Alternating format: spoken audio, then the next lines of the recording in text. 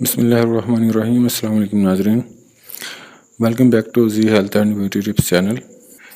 رمضان المبارک کا مبارک مہینہ الحمدللہ جاری و ساری ہے۔ کوئی شک نہیں کہ یہ مہینہ اپنے ساتھ بے شمار برکتوں رحمتوں کے خزانے لے کر آتا ہے، اور خوش نصیب ہیں وہ لوگ جو ان برکتوں رحمتوں سے فائدہ اٹھاتے ہیں۔ اسی مہینے کی مناسبت سے ایک بہت ہی پیارا وظیفہ آپ لوگوں کے ساتھ شیئر کر رہے ہیں۔ یہ وظیفہ ان بھائیوں اور بہنوں کے لیے ہے جن کی شادی نہیں ہو رہی، شادی میں رکاوٹیں ہیں، لوگ آتے ہیں، رشتے کی بات بنتی ہے، بنتے بنتے ٹوٹ جاتی ہے، یا اس طرح کے دیگر معاملات، یا رشتے آتے ہی نہیں ہیں۔ تو اگر کسی پر کوئی جادو یا بدش کا معاملہ نہیں ہے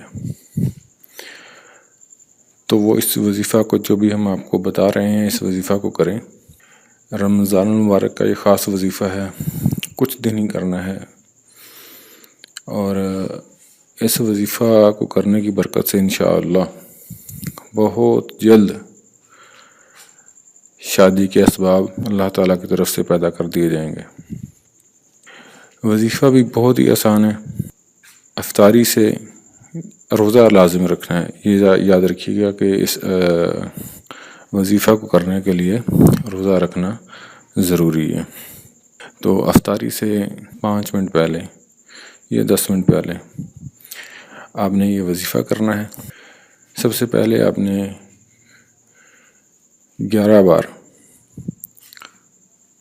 درود ابراہیمی پڑھنا ہے۔ اس کے بعد آپ نے 11 بار ہی سورہ فاتحہ پڑھنی ہے، اور جب سورہ فاتحہ کی اس آیت پر آپ پہنچیں گے، ایاک نعبد و ایاک نستعین، تو اس آیت کو آپ نے 11 بار ریپیٹ کرنا ہے، اور ساتھ اس کے بعد پھر سورت مکمل کر لینی ہے، اور آخر میں بھی آپ نے 11 بار درود ابراہیمی پڑھنا ہے۔ اس کے بعد آپ نے دعا مانگنی ہے کہ یا اللہ، اس ماہ مبارک کے صدقے اور اس وظیفہ کی برکت سے میری شادی میں جو بھی رکاوٹیں ہیں، جو بھی معاملات خراب ہیں، اس کو اپنے کرم سے اس ماہ مبارک کے صدقے ٹھیک فرما دیں۔ تو یہ چند دن کریں، ہو سکے تو 11 دن تک کر لیں، ورنہ یہ 7 دن تک اس وظیفے کا جو ٹائمنگ ہے وہ 7 دن تک کی ہے۔ 7 دن تک کریں، 7 کریں، 11 کریں، تو 11 دن تک آپ اس وظیفے کو کریں۔ یقین کامل رکھیں، انشاءاللہ اللہ نے چاہا تو بہت جلد شادی کے اسباب غیب سے اللہ تعالیٰ پیدا فرما دیں گے۔ اس وظیفہ کو کرنے کے لیے اجازت لینے کی کوئی ضرورت نہیں ہے۔ اس کی اجازت عام ہے۔ روزہ رکھنا ہے، درود ابراہیمی 11 بار، پھر سورہ فاتحہ 11 بار، اور اس میں جو ایاک نعبد و ایاک نستعین کی آیت ہے وہ بھی 11 بار، پھر سورہ فاتحہ پوری کرنی ہے آپ نے آگے، اور پھر آخر پہ بھی 11 بار درود ابراہیمی، اور پھر دعا پورے صدق اور کامل یقین کے ساتھ مانگیں۔ یہ بات یاد رکھیں کہ جو دعا ہوتی ہے وہ کسی بھی عبادت کا مغز ہوتا ہے۔ جیسے انسان کا مغز ہے نا، مغز میں، دماغ میں سارا کچھ ہے، یہ دعا ہوتی ہے۔ دعا مومن کا ہتھیار کہا گیا ہے۔